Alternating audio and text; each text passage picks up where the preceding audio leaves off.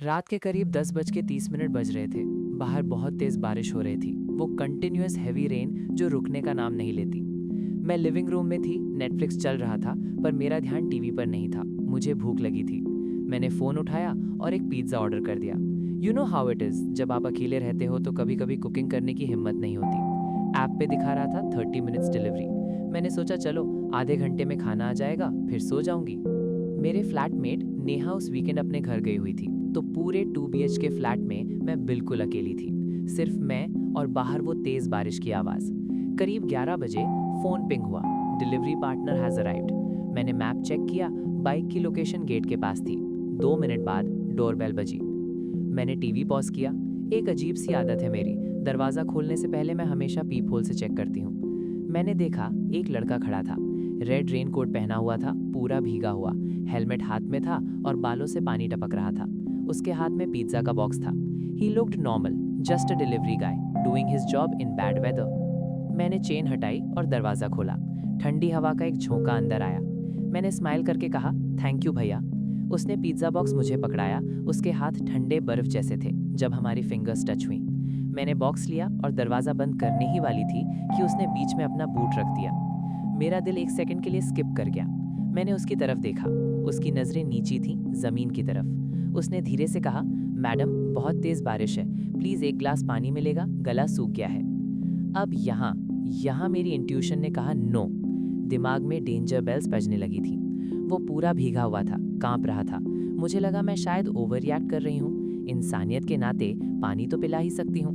मैंने कहा, हाँ एक सेकंड, मैं लाती हूँ, आप यहीं रखना। मैं पलट के किचन की तरफ गई, पिज्ज़ा बॉक्स काउंटर पे रखा, फ्रिज से बॉटल निकाली और ग्लास में पानी डाला। मेरा फ़ोन लिविंग रूम में सोफ़ा पे पड़ा था। जब मैं पानी का ग्लास लेकर लिविंग रूम में वापस मुड़ी तो मेरे पैर वहीं जम गए। वो दरवाजे पे नहीं था, वो अंदर आ चुका था। वो मेरे लिविंग रूम के बीच में खड़ा था। उसके गंदे कीचड़ भरे बूट्स मेरे क्लीन कारपेट पर निशान बना रहे थे। दरवाज़ा उसने अपने पीछे क्लोज कर दिया था। लॉक नहीं किया, बस क्लिक करके बंद किया था। सन्नाटा, सिर्फ बारिश की आवाज़ और मेरी धड़कन जो अब मेरे कानों में गूंज रही थी। मैंने ग्लास पकड़े पकड़े उसे देखा। भैया आप अंदर क्यों आए? मेरी आवाज़ में वो कॉन्फिडेंस नहीं था जो होना चाहिए था। मेरी आवाज़ थोड़ी हिल रही थी। उसने वो बेचारा वाला लुक हटा दिया था। अब वो सीधा खड़ा था। उसकी बॉडी लैंग्वेज चेंज हो गई थी। उसने पूरे रूम को स्कैन किया, टीवी, सोफ़ा, खुला हुआ बेडरूम का दरवाज़ा, और फिर वापस मुझे देखा। उसकी आंखों में वो भूख थी, पानी की नहीं, कुछ और। उसने धीरे से पूछा, अकेली हो? वो 2 शब्द, सिर्फ 2 शब्द, पर उनका वजन इतना भारी था कि मुझे लगा मैं गिर जाऊंगी। मैंने तुरंत झूठ बोला। मैंने कहा, नहीं, मेरे हस्बैंड नहा रहे हैं, अभी आते ही होंगे। पर मुझे पता था मेरा झूठ पकड़ा गया है, क्योंकि अगर हस्बैंड घर पे होते तो मैं दरवाज़ा खोलने से पहले इतना डरती नहीं और वो इतनी आसानी से अंदर ना आता। वो थोड़ा और आगे बढ़ा। पानी? उसने हाथ आगे किया। मैंने कांपते हाथों से ग्लास आगे बढ़ाया। उसने ग्लास लिया, पर मेरी उंगलियों को जानबूझकर पकड़ा। मैंने अपना हाथ खींच लिया। वो पानी नहीं पी रहा था, वो बस ग्लास हाथ में पकड़े मुझे घूर रहा था, मेरे टॉप से लेकर मेरी जीन्स तक। ऐसा लग रहा था वो कैलकुलेट कर रहा है कि अगर मैं चिल्लाऊंगी तो आवाज़ बाहर जाएगी या नहीं। बारिश इतनी तेज थी कि शायद कोई न सुनता। मेरा फ़ोन सोफ़ा पर था, उसके पीछे। मैं वहाँ तक पहुँच नहीं सकती थी। मेरे पास कोई वेपन नहीं था। मैं किचन के काउंटर के पास खड़ी थी। मेरे पीछे नाइफ स्टैंड था, पर मैं पलटने का रिस्क नहीं ले सकती थी। उसने ग्लास टेबल पर रख दिया, बिना पिए, और एक कदम मेरी तरफ बढ़ाया। मैडम रेटिंग अच्छी दे देना, उसने कहा, पर उसकी स्माइल बहुत क्रीपी थी, जैसे कोई डबल मीनिंग बात बोल रहा हो। उस वक्त मुझे लगा कि आज रात कुछ बुरा होने वाला है।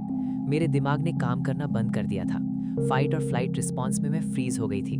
वो अब मुझसे सिर्फ 2 कदम दूर था। मैं उसकी गंदी रेनकोट की स्मेल सूंघ सकती थी। तभी अचानक मेरा फ़ोन बजा। सोफ़ा पर रखा फ़ोन ज़ोर से बजने लगा। रिंगटोन पूरे रूम में गूंज गई। उस लड़के ने चौंक कर फ़ोन की तरफ देखा। स्क्रीन लाइट अप हुई थी।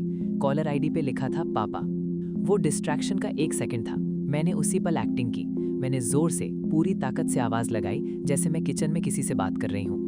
राहुल, फ़ोन उठाओ पापा का, मैं हाथ धो रही हूँ। मैं इतने कॉन्फिडेंस से चिल्लाई कि उस लड़के को लगा सच में कोई अंदर कमरे में है जो फ़ोन उठाने आएगा। उसकी आंखों में एक सेकंड के लिए डर आया, अनसर्टनिटी आई। उसने सोचा रिस्क लूं या ना लूं। फिर उसने मुझे एक आखिरी बार देखा, एक गंदी सी डिसअपॉइंटेड लुक, और बिना कुछ बोले वो पलटा।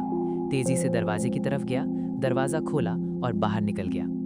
जैसे ही वो बाहर निकला मैं दौड़ी। मैंने दरवाज़ा ज़ोर से स्लैम किया, सारे लॉक्स लगाए, ऊपर वाली लैच, नीचे वाली लैच, चेन लॉक, सब कुछ। मैं वहीं दरवाजे से चिपक के नीचे बैठ गई। मेरी सांसें फूल रही थी।